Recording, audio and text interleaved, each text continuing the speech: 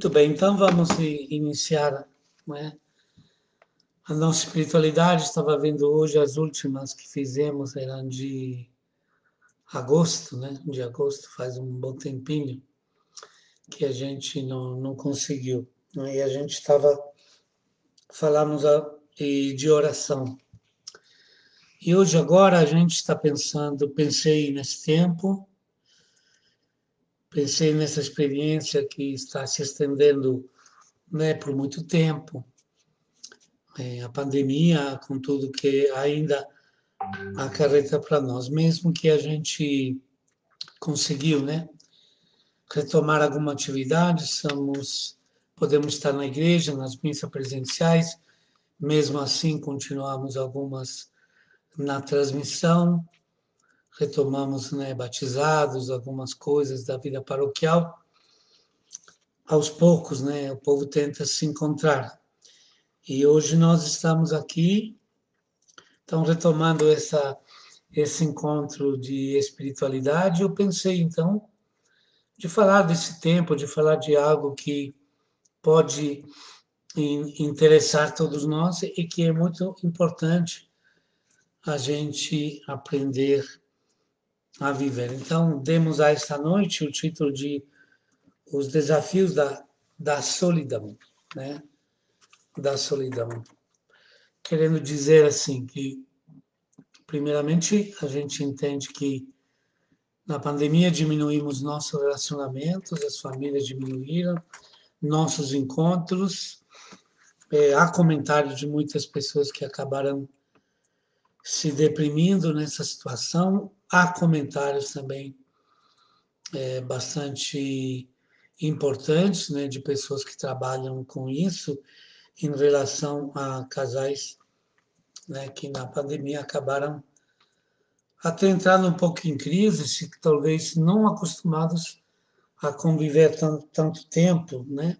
Claro que agora as coisas estão retomando e o tempo passou, mas é bom a gente realmente refletir. Inclusive, eu queria falar da igreja, comunidade.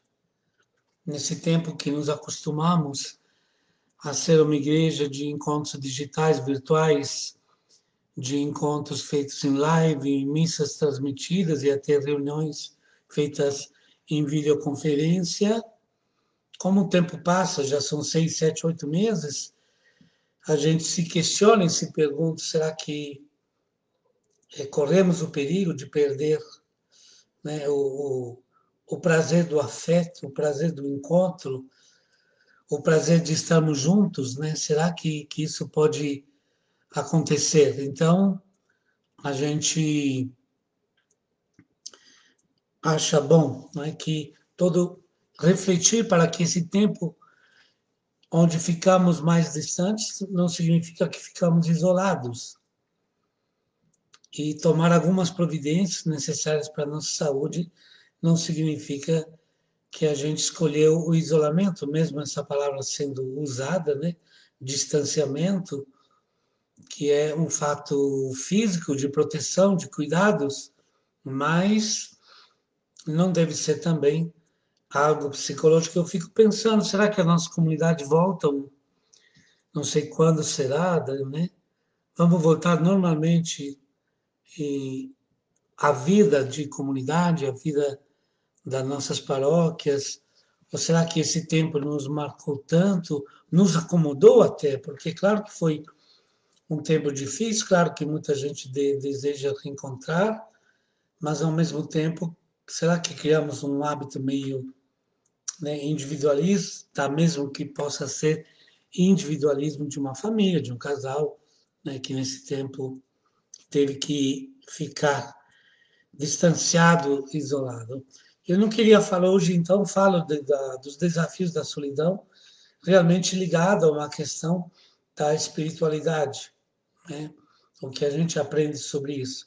Não quero falar do problema, da tragédia, pelo menos não hoje, né, de pessoas abandonadas, de pessoas que sofrem realmente a solidão porque ficaram um pouco esquecidas pelos amigos, pela família, pessoas, né, que... Então a gente não vai falar hoje desse problema social que, com certeza, envolve muitas pessoas que, em sua residência ou até nos abrigos, nos asilos, acabam sendo abandonadas e sentindo uma solidão muito pesada. A gente hoje não vai falar disso, mas vamos falar mesmo de algo que possa envolver todos nós e de algo que a gente possa aprender. Com esse tempo que vivemos, que ainda vamos viver, né? Porque a gente não tem uma promessa assim, de uma vacina imediata, não sabemos como será distribuída, que tipo de eficácia vai ter, enfim, vamos ficar ainda durante um tempo, né, preocupados com isso. Então, vamos falar disso, né? Eu vou acolher ainda, né, a Maria Inês, Miss Helena, Laurici, Miss Ângela e tantos outros que estão entraram enquanto eu estou falando e não consigo ver todos. Mas é uma enorme alegria em estar aqui, né? Eu não resolvi ainda todos os meus problemas, acho que resolvi a parte clínica, patológica, né, da doença que me afetou, mas ainda preciso recuperar minha forma, preciso conseguir andar. Parece complicado, mas parece até difícil, mas realmente é um grande desafio, né? Aquilo que eu vivi, que estou vivendo, e se tem alguém que tem uma vontade louca de voltar na igreja, de celebrar uma missa, né? E de poder, então, estar com vocês, sou eu. A câmera está fazendo essas zoomadas, se aproximando, mas não sou eu que estou fazendo isso. E não sei nem como corrigir isso, então vamos que vamos. E né, me perdoe para alguma coisa que não sei administrar aqui. Tá bom? Então, eu queria dizer no início 3 coisas. Solidão, vamos por enquanto usar a palavra assim, sem nem muitos comentários. Solidão pode ser uma tentação. Então, pode ser um tempo que vivemos, descobrimos ou nos convencemos que, ao final, não precisamos dos outros. Então, a tentação que vem numa solidão forçada é que, no fundo, eu não preciso dos outros. Então, é uma das vertentes do que a gente quer falar. Segundo, também, solidão que pode ser uma oportunidade. Solidão, o fato de permanecer mais sozinho, mais dentro da minha casa, com menos eventos externos, menos passeios, forma de poder, né, participar de festa, de barzinho, disso, daquilo. Então, pode ser também uma oportunidade de aprender a ficar um pouco sozinhos, né? Conosco mesmo, se conhecer um pouco mais. Pode ser uma oportunidade de diminuir os barulhos dentro e fora de nós, que tornam muitas vezes a nossa vida superficial. Então, a solidão pode ser uma tentação, não preciso mais dos outros, pode ser uma oportunidade e pode ser também um lamento, um sofrimento, algo que nos faz pensar, eu preciso realmente mais dos outros. Então, exatamente o contrário da tentação, que é não preciso mais dos outros, também eu posso sentir preciso sim mais dos outros. Então, dentro dessas linhas, dessa maneira de refletir, que vou conduzir um pouco a nossa fala, perdi um pouco de treinamento a falar nesse tempo que estou me cuidando, mas assim, vamos trabalhar, não estou preocupado com isso. E queria dar então um ponto de partida, que é a partida o ponto de partida que existe no nosso livro sagrado, na revelação de Deus, então na Santa Bíblia. Na Santa Bíblia nós temos um trecho muito interessante Roseli, Almeida, Helder, Andreia, Flávia, boa noite e Deus abençoe todos aqueles que entram já me pedem a benção. Deus abençoe a todos. Estava dizendo, então, no começo da Bíblia, nós temos um texto onde Deus faz uma afirmação, que é já uma grande revelação, né? Não é bom que o homem esteja só. Então, vocês podem marcar, estamos no capítulo 2 da Gênesis, capítulo 2, versículo de 18 a 22. Então, Gênesis, espera que eu vou escrever para vocês aqui nos comentários. É o livro da Gênesis, capítulo 2, versículo de 18 a 22.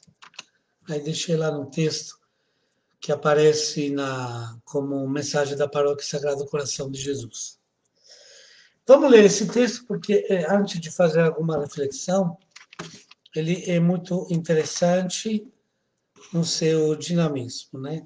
Nós estamos no 2º capítulo da Bíblia, que praticamente conta pela segunda vez a criação, né? 2º capítulo do livro do Gênesis, que é da tradição dita yavista, porque chama Deus com o nome de Javé. E essa tradição oral que se afirmou e foi escrita no mais de 5 séculos antes da vida de Cristo, 4 séculos, ela se caracteriza para ser bastante antropomórfica, isto é, se fala de Deus de uma forma humana, usando aquilo que os autores vinham na vida, estavam vendo na vida de todo dia. Então se dá a Deus essas características humanas, a Deus que tem a dúvida, Deus que faz a pergunta, Deus que se afirma, Deus que anda, Deus que caminha, enfim, né, a gente está nessa tradição que está no 2º capítulo do livro do Gênesis, portanto, 2º capítulo em absoluto, em geral da Bíblia, e no versículo 18 diz assim: Javé, Deus disse, não é bom que o homem seja sozinho, vou fazer para ele uma auxiliar que lhe seja semelhante. Então Javé Deus formou do solo, todas as feras e todas as aves do céu, e as apresentou ao homem para ver com que nome ele a chamaria. Cada ser vivo levaria o nome que o homem lhe desse. O homem deu, entanto, nome a todos os animais, e a todas as aves do céu, e a todas as feras.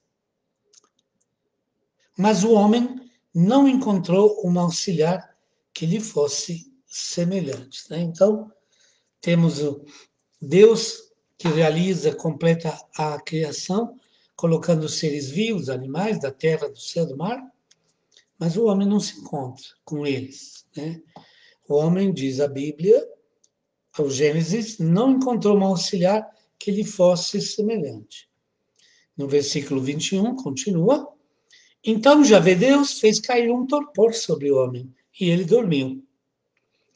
Tomou então uma costela do homem e no lugar fez crescer carne.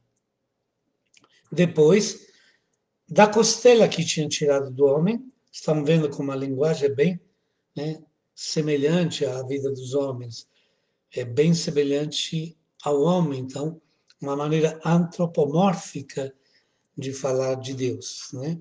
Então, o homem, Javé Deus, modelou uma mulher e apresentou-a para o homem. Então o homem exclamou: Esta sim é osso dos meus ossos, é carne da minha carne. Ela será chamada mulher porque foi tirada do homem. Né? Então é claro que no português, como em outros idiomas, no italiano, o versículo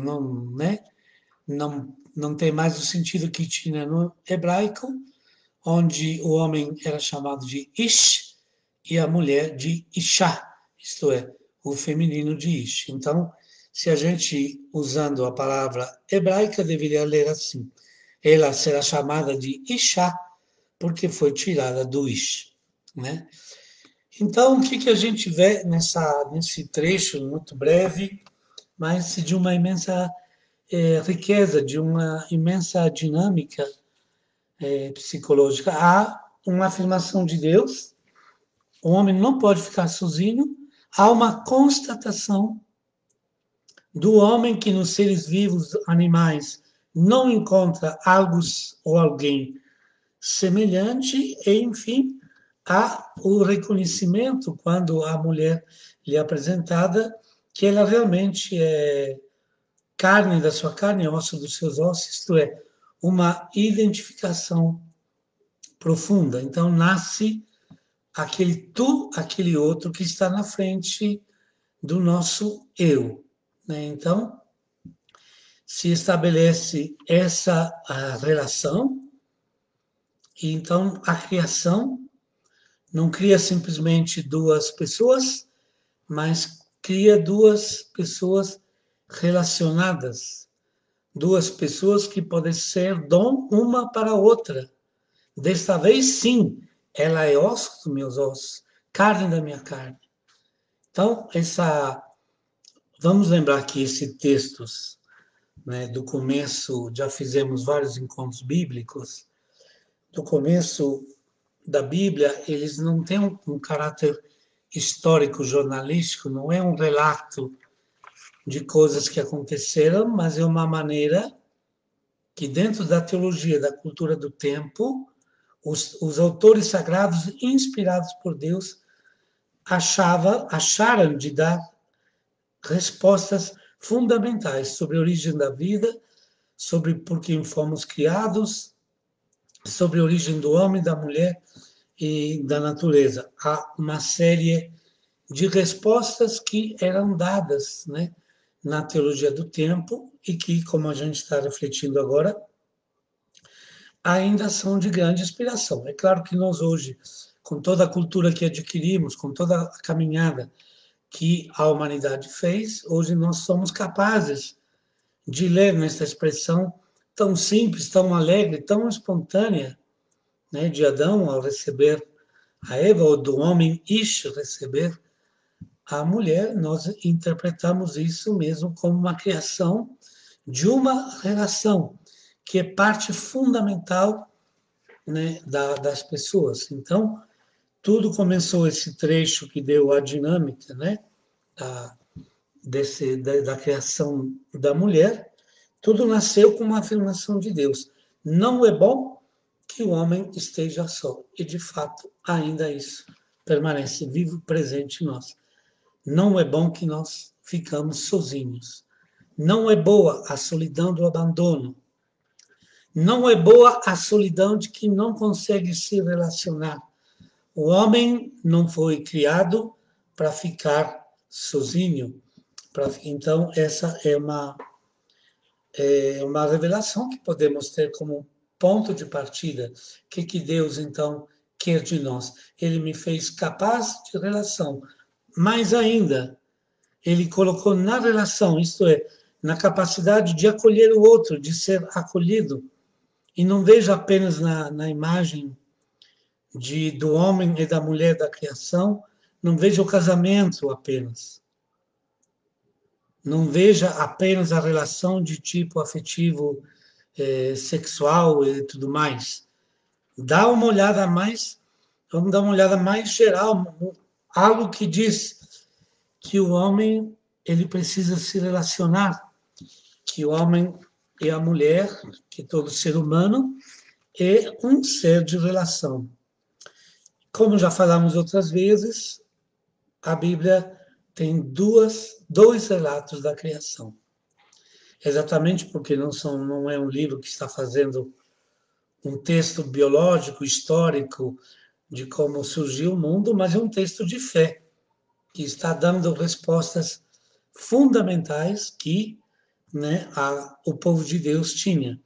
Então, no primeiro capítulo, eu falei que esse segundo capítulo que a gente acabou de refletir era da tradição javista, porque chamava Deus com o nome de Javé, No início da Bíblia tem uma tradição eloísta que chama Deus de Elohim, e tem como no capítulo 1 a tradição sacerdotal, né? Que é uma tradição que tentou colocar assim os pingos nos i, tentou dar uma acerto nos textos sagrados, sempre a partir de autores inspirados. Então, essa tradição ela é mais próxima de Jesus, do terceiro, segundo século antes de Cristo, e nós temos ela no relato da criação, no primeiro capítulo. Então, vou aqui destacar algo fundamental para nós, que está sempre em Gênesis, no capítulo 1, no versículo 27. Vá lá, sempre no texto que sai como comentário da paróquia, vou colocar esse texto. Gênesis 1, 27. Isso já nós ouvimos muitas vezes, já falamos disso em tantas outras situações, mas, enfim, em texto mais teológico, mais essencial, com menos imagens parecida com a vida dos homens, e, portanto, uma linguagem menos antropomórfica, semelhante à nossa natureza humana, um texto mais, vamos dizer, culto, mais escolhido pelo grupo sacerdotal, diz assim, capítulo 1, versículo 27. O homem criado à imagem e semelhança de Deus, o homem é criado à imagem e semelhança de Deus, desculpe, né? Então, temos uma das grandes revelações do começo da Bíblia, uma grande prova que esses textos são realmente inspirados, né?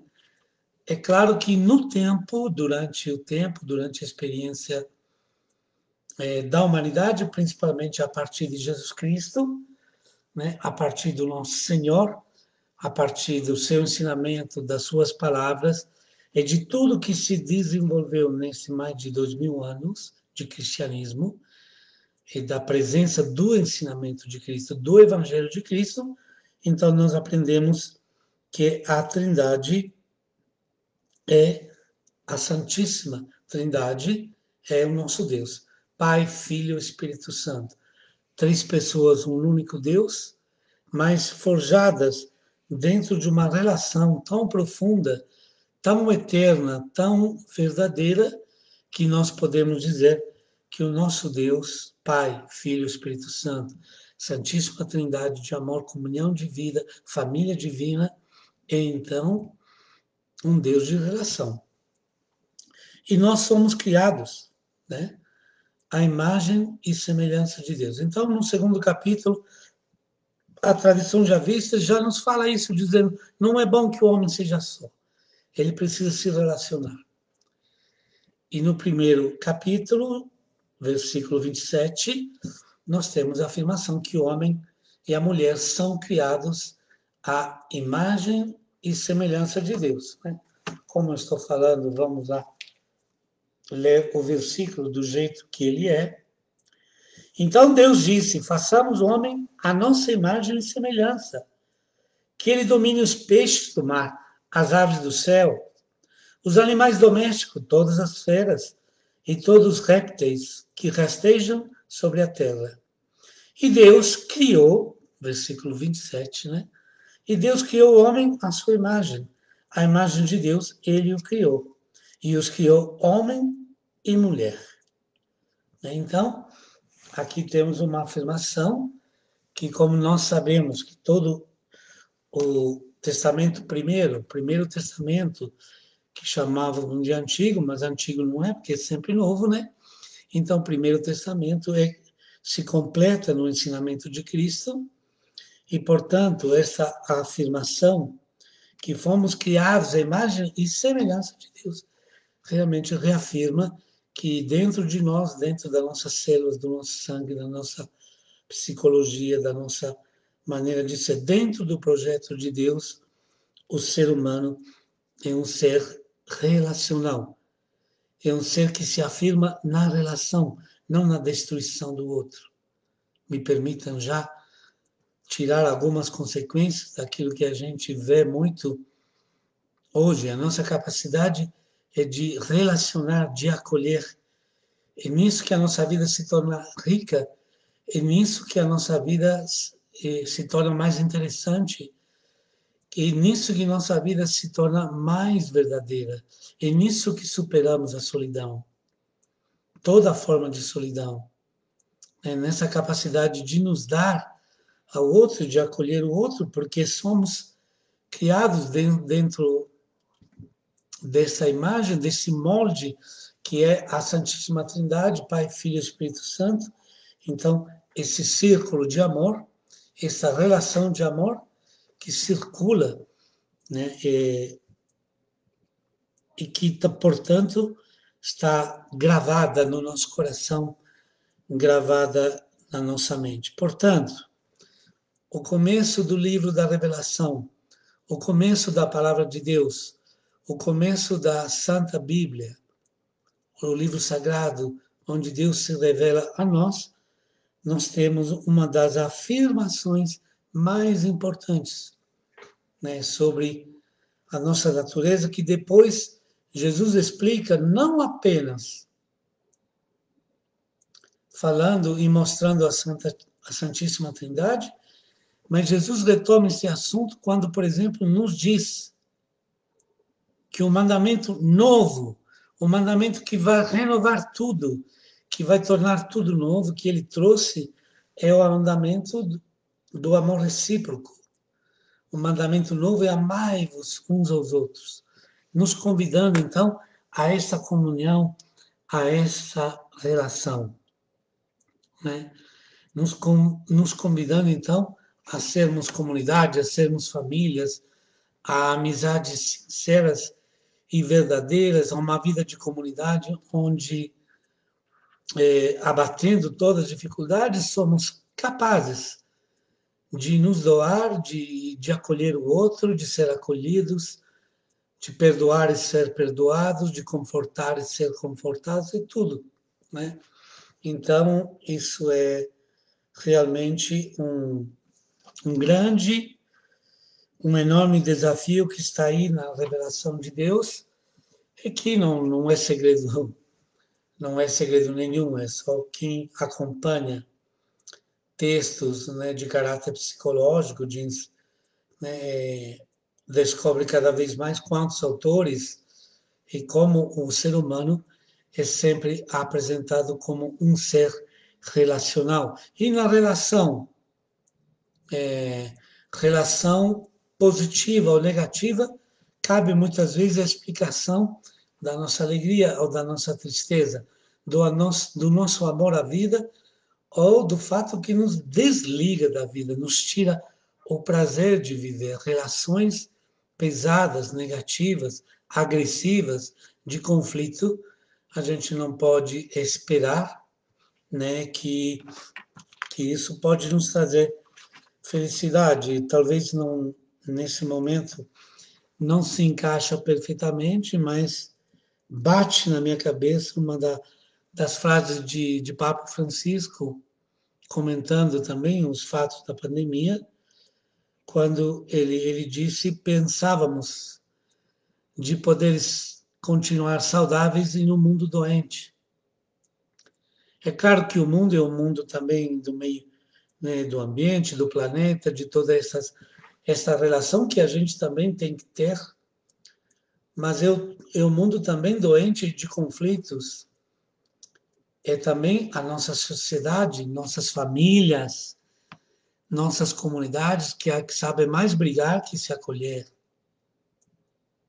Essa atração fatal, como dizia aquele filho famoso, que porém fala de outros assuntos, mas me permitam brincar com isso. Essa atração fatal que temos pela briga, pela divisão,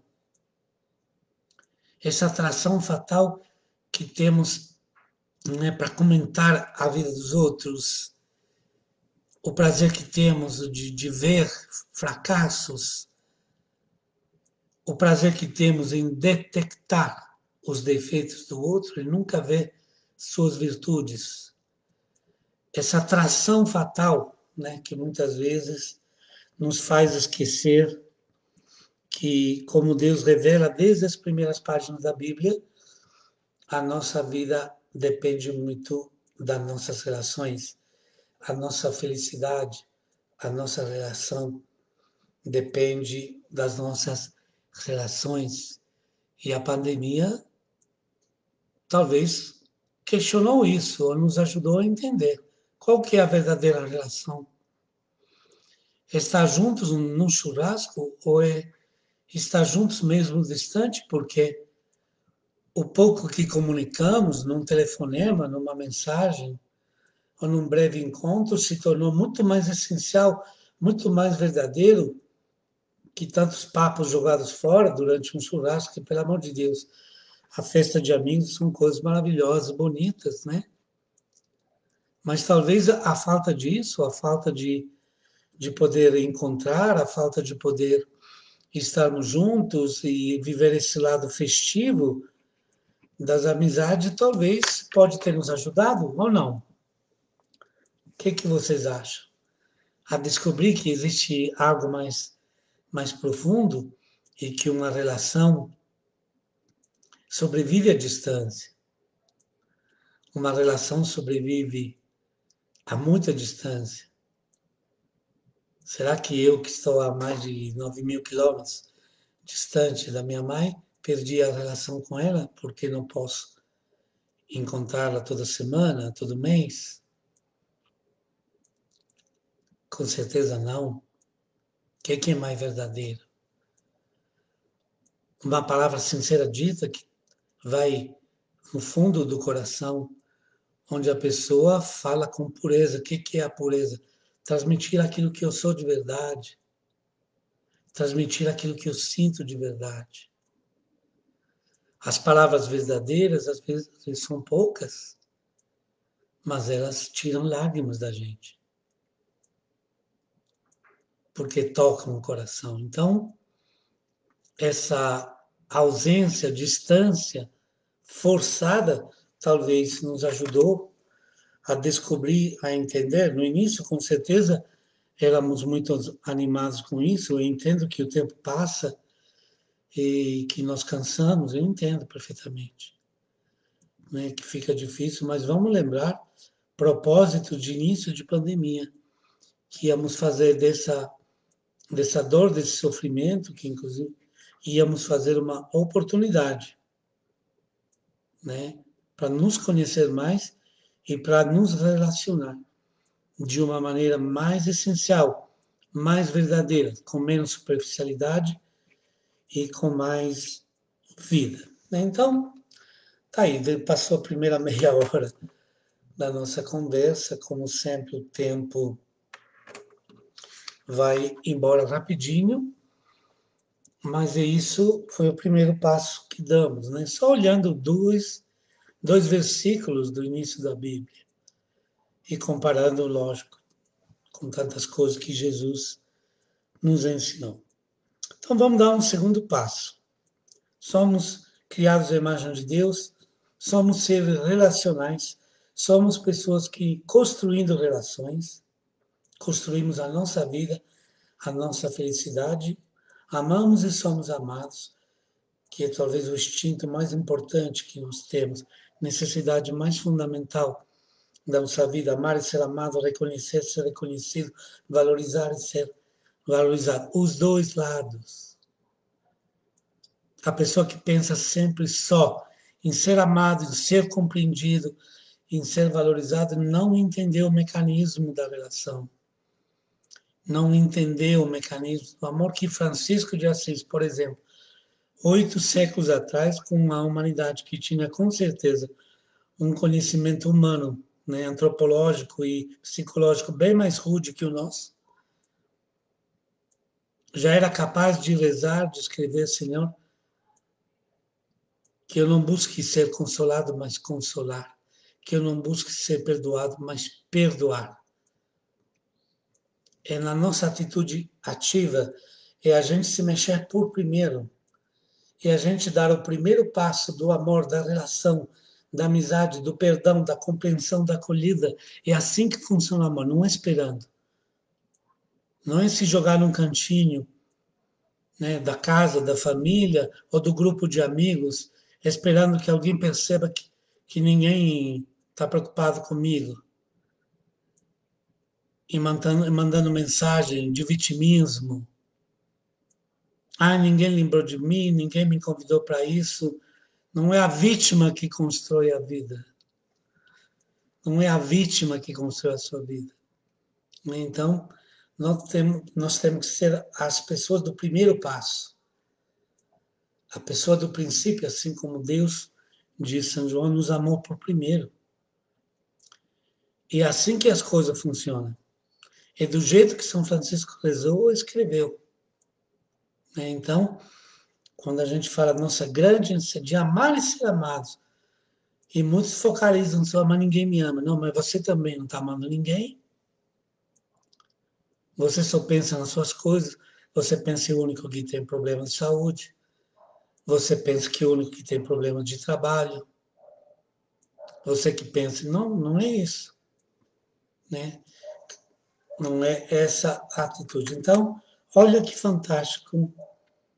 Eu acho, pelo menos eu já estou tão animado, como uma breve reflexão do início da Santa Bíblia já nos estimula para sair de nós, para sacudir 8 meses de pandemia e dizer, uai, o que eu estou fazendo? Me vitimei com isso, estou me fazendo vítima desse vírus, estou me fazendo vítima dessa situação, estou me justificando minha tristeza por causa disso, ou já posso reagir, posso construir, posso ser. Mas, enfim, a gente sabe que entre o que Deus nos revela, que nós conseguimos abraçar da sua revelação, existe uma grande distância. E essa distância nos leva a um certo realismo, e conhecer a situação real das nossas relações e da nossa dificuldade de acolher o outro, isso vale no trabalho, na família, na amizade, na comunidade, nós podemos crescer, com certeza. Então, o segundo passo, vamos chamá-lo assim, a realidade, porém, nos desafia. Aí eu queria trazer para vocês uma reflexão, que eu já li o livro pelo menos 2 vezes. Nesse caso, eu tenho um livro que é do Leandro Carnal, né? O Dilema do Porco-Espinho, como encarar a solidão. Né? Então, esse livro é interessante, né? Faz um trabalho bonito, não é um trabalho católico, não é um trabalho nem cristão, apesar de, né, usar muitos recursos da nossa tradição, e é tudo uma metáfora, uma imagem, né, da vida e da necessidade do relacionamento, que é baseada num dilema que foi apresentado pelo filósofo alemão Schopenhauer. Schopenhauer, num passeio de montanha, uma vez dentro, era inverno, era frio, havia, portanto, a dificuldade, necessidade de se esquentar, e ele viu um grupo de porco-espinhos. Porcos-espinhos ou porco-espinhos. Aquele bicho aí. Então, o porco-espinho necessitava de se aproximar um ao outro, porque assim o calor do um ajudava o outro a vencer o frio. Mas para poder se aproximar um do outro, por falta de sorte, esse bicho cheio de espinhos, eles tinham que aceitar de se espetar. Então, tanto Schopenhauer, o filósofo, como hoje nesse livro que apresentei, virou isso uma metáfora da nossa relação. Metáfora dos relacionamentos humanos, da proximidade humana. Então, nós vamos entender o frio como falta de relação. Vamos entender o frio como solidão. Então, nós sentimos a necessidade do calor, de estar próximos, e sofremos com isolamento, sofremos com distanciamento, principalmente se somos distanciados, se somos colocados num canto, ou se não conseguimos achar a maneira de nos aproximar. Então, a gente precisa vencer o frio da solidão.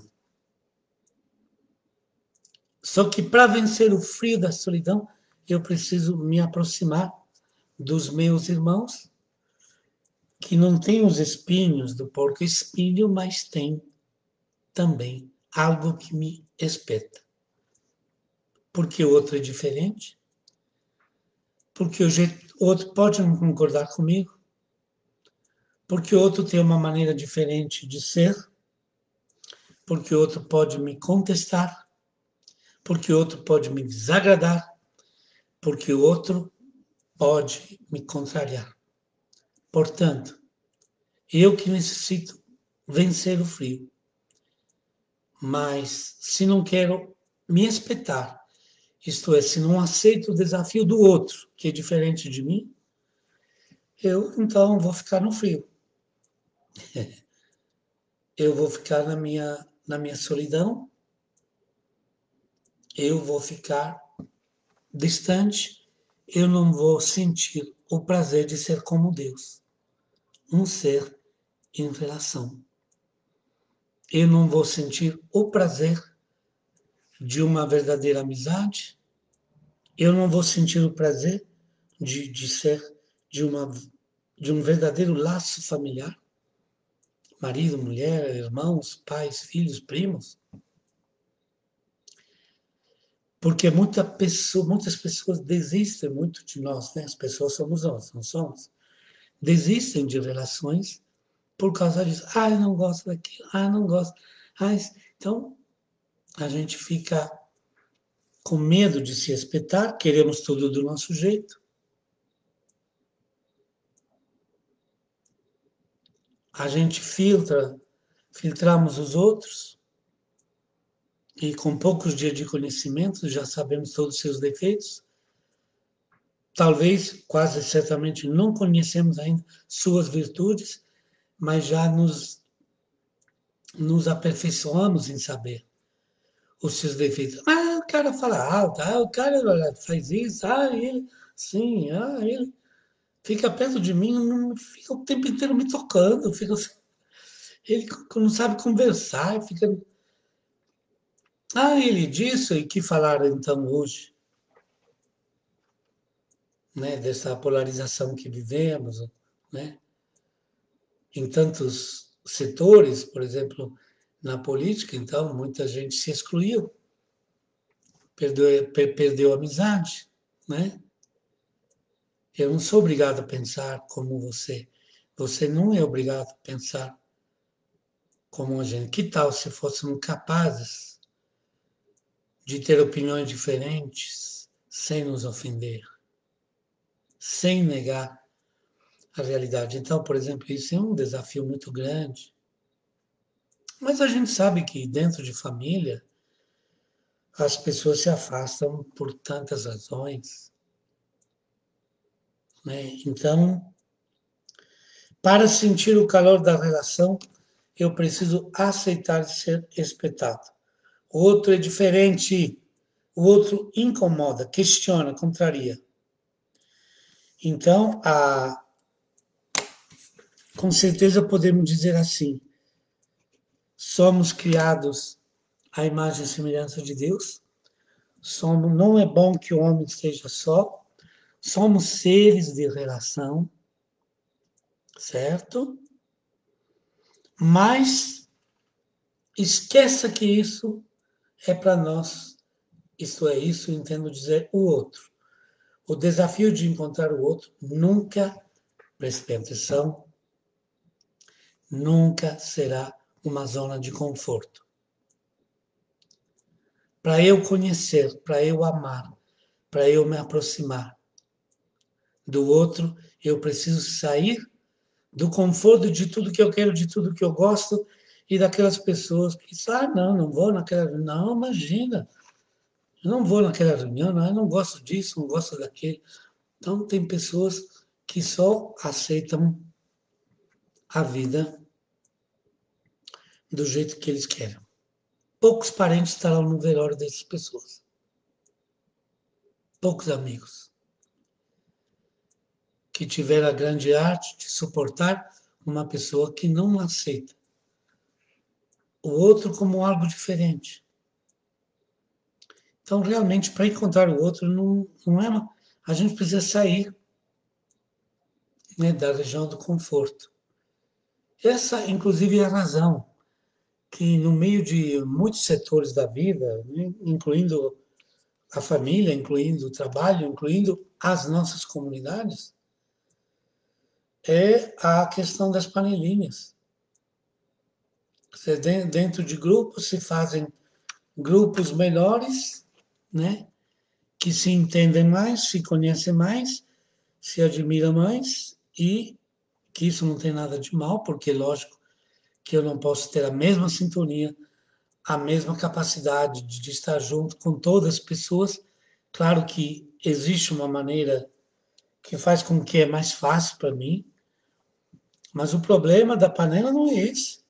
Não é identificação, não é que um grupo que, né, é que a panela normalmente atua para destruir os outros grupos, ou pelo menos para rebaixá-los, para dizer ninguém como nós, ninguém feliz como nós, ninguém faz o churrasco como nós, ninguém canta como a gente. Nossa, que bobagem, que bobagem. Então, esse é o problema. Que a gente busque afinidade, mas uma verdadeira afinidade sempre será fruto de trabalho, sempre será fruto de sair de mim,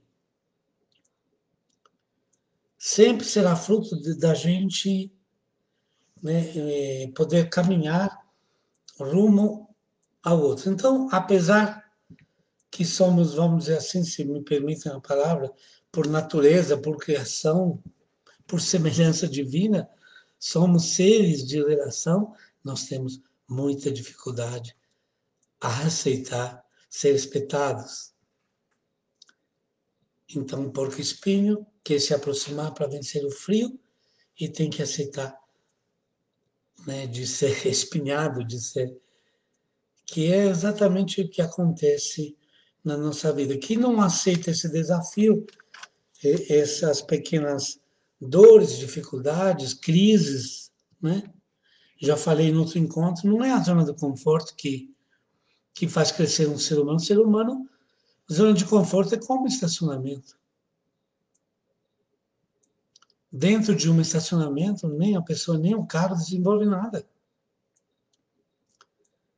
É a viagem, é o desafio de um caminho novo, é o desafio de conhecer um lugar desconhecido, é o desafio de conhecer uma alma nova, uma maneira diferente de ser, que não é a minha, não é dos meus amigos, não é apenas daqueles que eu gosto, mas o desafio de conhecer um outro mundo, que é um outro ser humano, uma outra riqueza que me permite crescer, evoluir, me permite sair, né, da região de conforto. Então, a realidade nos desafia. Vamos guardar essa imagem do porco-espinho, que ela é muito interessante. Terceiro passo, e vamos, né? Eu queria dizer assim: toda proposta cristã nos leva a acolher o outro. Vou ler uma frase muito interessante, introduzindo aqui uma distinção entre solidão, que pode ser algo, vamos, com seu peso negativo, e solitude, que é uma solidão, uma capacidade de ficar sozinho, que é bem diferente. Então, a solidão produtiva, isto é, a solitude, não é não precisar do outro. Ao contrário, é deixar o outro crescer dentro de mim. A boa solidão, olha só como isso pode interpretar o tempo que vivemos. A boa solidão é oposta ao sentimento de não precisar do outro. Ao contrário, é perceber que preciso do outro, mas não de uma forma absoluta, doentia, né?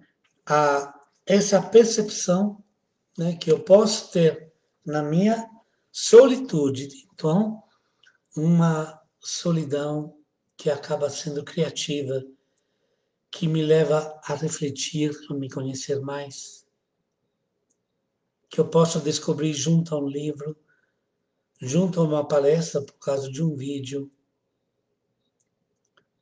Então, a solidão, vou ler mais uma frase que acho linda, deve ser uma vitória, uma conquista, um esforço pessoal para evitar o excesso de barulho interno e externo, sabendo que ninguém é completamente autônomo e independente. Então, a solidão não como distanciamento, mas como aproximação. Porque nela eu posso praticar uma maneira de ser, uma maneira rica de viver aquele momento que me conheço melhor. Interessante. E nessa solitude, nessa solidão, eu posso fazer que o outro entre mais na minha vida. Realmente, se vocês pensam, a rejeição do outro é muito instintiva. A rejeição do outro é muito no momento de ira, no momento de discussão. Às vezes, uma grande divisão entre pessoas, uma grande inimizade, nasce no momento de confusão e no momento que se perde a paciência. Quando nós somos capazes de ficar um pouco mais sozinhos conosco, com a capacidade, às vezes, até de criar um silêncio exterior, de não ficar permanentemente com uma música ligada, com um radinho, com notícia, com o WhatsApp, com o Facebook, e quem sabe tudo sempre ligado, às vezes aprendendo a ficar um pouco sozinhos, vamos nos conhecer mais. E vamos conhecer mais o outro, vamos ter mais capacidade de acolhê-lo, porque quem não se conhece, como que vai? Claro que quem não se conhece interpreta o desafio do outro sempre como uma inimizade, como uma dificuldade. Não é? Então, a percepção da diferença, da chamada alteridade, isto é, daqui do outro, a diferença do outro, do contato desafiador com as pessoas, é uma chave essencial de crescimento.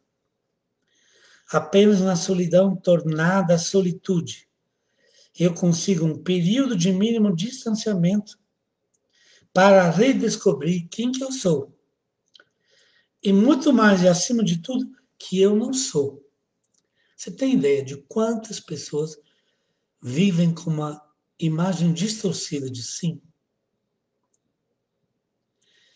Você tem uma ideia de quantas pessoas que perderam contato com a verdade, que nós chamamos de mentirosas, se consideram muito sinceras? Você tem ideia de quantas pessoas que têm uma dificuldade enorme de acolher, são secas, têm uma dificuldade enorme para conviver com os outros, se acham pessoas acolhedoras? Você tem uma ideia de quantas pessoas assim fechadas, seguras, usa até uma palavra meio, até avarentas, se consideram generosas? Você tem ideia de quantas pessoas, voltam na primeira afirmação, quantas pessoas têm uma visão distorcida de si? Por isso é importante saber quem eu sou e muitas vezes esse processo acontece descobrindo quem eu não sou. Isso deveria ser a nossa prática diária, constante. Não sou eu que posso me definir acolhedor. São os outros que me definem assim. Não sou eu que me posso definir generoso. São os outros que me enxergam assim. Então, a solidão da vítima, da pessoa que se considera vítima da pandemia, vítima do isolamento, vítima do esquecimento, vítima do abandono, vítima de uma família que não liga para ele. Então, a vítima realmente vive uma solidão pesada, que o leva sempre a construir inimizades, reclamação, reclamação. Agora, a solidão que eu procuro, que não é os meus dias inteiros, não é a minha vida, mas são aqueles momentos que estamos chamando de solitude, estou de uma solidão produtiva, onde eu, pela ajuda de um livro, pela ajuda de uma oração, pela ajuda da palavra de Deus, pela ajuda de repensar algo que me foi falado,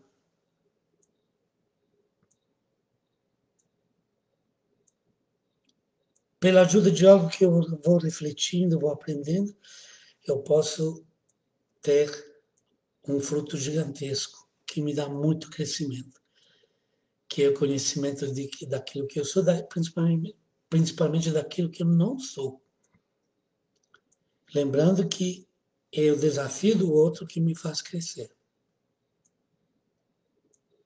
Se eu não sou capaz de sair de mim, daquilo que eu quero, daquilo que eu gosto, daquilo que eu penso, e tudo e todos do mundo são julgados pelo meu critério de vida, pela minha visão da vida, tem que ser assim e não assado, se eu nunca vou acolher, né,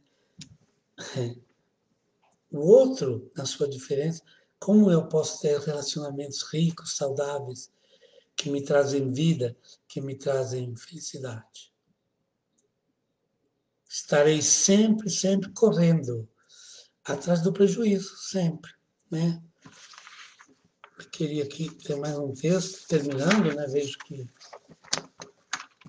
o tempo vai, já são 9 horas.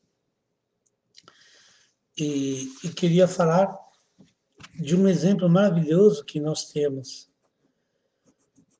né? Para dizer como o momento da solidão, não sei, causado pela pandemia ou não, ou causado por outras razões, pode ser um momento muito criador, muito produtivo, muito positivo na minha vida. Então vamos interpretar, por exemplo, Jesus, que foi levado pelo Espírito Santo no deserto, né, na linguagem religiosa judaico-cristã e também depois no cristianismo, em muitas espiritualidades jesuíta, franciscana, né, do Carmelo e tudo. O deserto é identificado como um lugar de retiro, de reflexão, de uma solidão boa, de uma solidão que me faz crescer. Então, vou pensar em Jesus, que foi, diz o texto bíblico, levado pelo Espírito Santo no deserto, onde ficou 40 dias, né, um número simbólico importante. E nesses 40 dias ele foi tentado, e nós temos a imagem, né, do demônio, o inimigo, o adversário, o demon, cutucando, né, Jesus conversando com ele. Mas se esse demônio, se essa tentação estava dentro de Jesus, antes dele responder, não sou de pão, será que Jesus pode, pai, eu vou ser o Messias do pão? Eu vou ser o Messias da multiplicação, vou alimentar todo mundo, quem que não vai me seguir? Né? Será que, então, a tentação que Jesus era descobrir que dentro dele tinham outros eus, outros Jesus, que estavam querendo uma outra maneira de ser o Messias, então de viver a obediência ao Pai, a missão de libertação. Vocês Vamos pensar nisso. Então, no deserto, será que Jesus não encontrou um outro eu que podia prevalecer? Um outro eu que, por exemplo, se usava do poder, usava e desafiava o poder divino para conquistar os homens. Então, esse momento de deserto, de silêncio, que estou chamando de solitude, ou solidão produtiva, foi nesse momento que Jesus realmente se conseguiu realmente descobrir quem ele era e quem não era. Eu não seria um populista. Eu não seria o Messias do sucesso, do pão distribuído a todos, da facilidade das coisas. Eu não serei um libertador que se aproveita do poder divino, que engana as pessoas, se passando como dono do poder divino, que é de Deus e não é nosso. E, portanto, Jesus viu que dentro dele podia existir. Essa foi a grande tentação. E são as grandes tentações da nossa vida, né? Então, quem que eu sou de verdade? Qual é a minha verdadeira missão? No meu caso, como padre, como amigo, como irmão. Qual é a sua verdadeira missão? Quem é você de verdade? Será que eu com 63 anos, descobri isso? Ou estou ainda confuso? Ou ainda não sei quem de fato eu sou? O que de fato me torna sereno, feliz, realizado? E você sabe?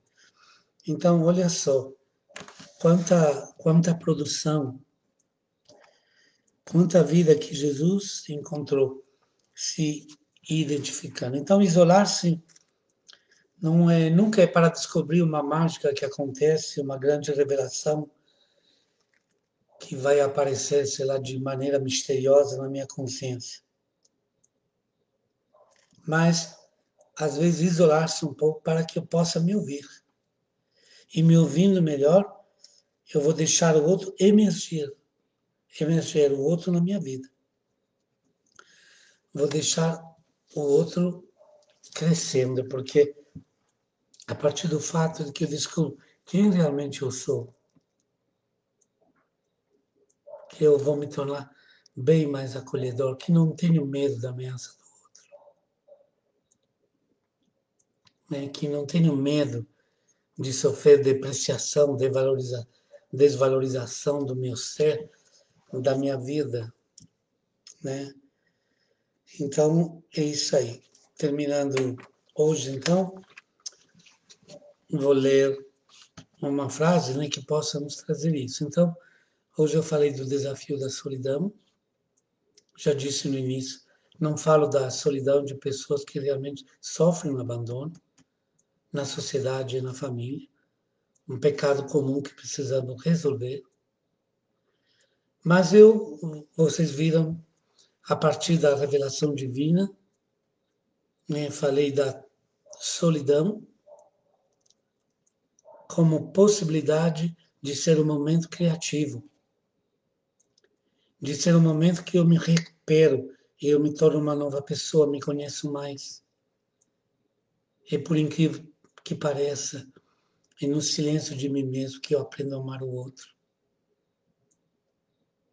Que eu aprendo e entendo, não, mas eu não posso não posso ser tão exigente com essas pessoas.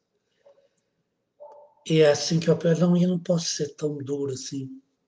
Eu também tenho minhas misérias, tenho as minhas contradições. Então tá aí, nós fizemos esse percurso, não sei se o meu título era enganoso, eu acho que não. O desafio da solidão como um momento de conquista de uma vida melhor. Momento de conquista de algo bem melhor. Então desconfie de quem se isola sempre. Porque nós não somos isolamento. Precisamos de alguns momentos. Desconfie ainda mais de quem nunca se isola. De que está sempre de um lugar para o outro, de que está sempre para fora, de quem está sempre cantando, ouvindo, conversando, trocando mensagem, entrando na internet, desconfie. Tenha compaixão pelas pessoas que estão tão desesperadas para evitar a solidão, que vivem de festa em festa, de poste em poste, de bar em bar, levando seu desespero para beber. E a gente não bebe só no bar. Às vezes nos reunimos, um pouco triste dizer isso, mas me deixem falar, como questionamento. Eu não sou dono da verdade, e não estou dizendo que é uma verdade, mas uma vez eu me questionei, será que o prazer de estar juntos é realmente o prazer de estar ao lado dessas pessoas? Ou eu fui naquele lugar, naquela festa, para beber? Para mandar ver. Quem que foi o protagonista da minha festinha? Do meu encontro com os amigos ou a bebida? Então, às vezes, a gente não pode, né, ficar se enganando. É ficar organizando de festa em festa para continuar anestesiando nossa vida com bebida. Solidão bêbada não ilumina. Quem bebe continua mais sozinho do que antes. Apenas tropeça e amanhece mais triste. Né? Então, hoje a gente tem várias maneiras, né, de tentar se enganar. Tem pessoas que apostaram tudo na vida virtual, nos contatos virtuais. Né? Um dia falamos disso com mais extensão, que vivem conectados, trocando ideias, trocando foto. E cadê eles? Inclusive agora, vou falar uma coisa que muita gente vai falar que sou chato, paciência, paciência. Mas, inclusive, essa brincadeirinha que surgiu, que não vejo nada demais, porque é uma brincadeirinha, mas eu pensei assim, puxa vida, no Facebook, já as pessoas vivem meio camufladas, né? Que no Face a gente só posta o dia da nossa vitória, o dia da nossa alegria, raramente postamos derrotas e lágrimas. Isto é, no Face a gente coloca uma parte de si. Agora só faltava o avatar também para a pessoa também ter uma carinha imaginária, né? Bonitinha, feita, né? Então, só para dizer que não sou muito fã dessa maneira do Facebook também empreender nossas vidas e nos conduzir nessas brincadeirinhas. Eu repito, é uma brincadeira, não tô, mas eu gosto da sua foto, sabe? Eu gosto de ver você. Não gosto de ver a sua caricatura, seu desenho, não gosto. Né? Já é um mundo virtual, já é um mundo que nos distanciamos um pouco da realidade. Vamos manter-nos, né? Com nossos defeitos, com nossas gordurinhas, né? Mas vamos ser nós. Né? Então, isso acho muito, muito importante. Tá bom, gente. Muito, muito obrigado. Muito obrigado. Estamos aqui né, com 100 pessoas conectadas, e às vezes você sabe, atrás de uma conexão tem um casal.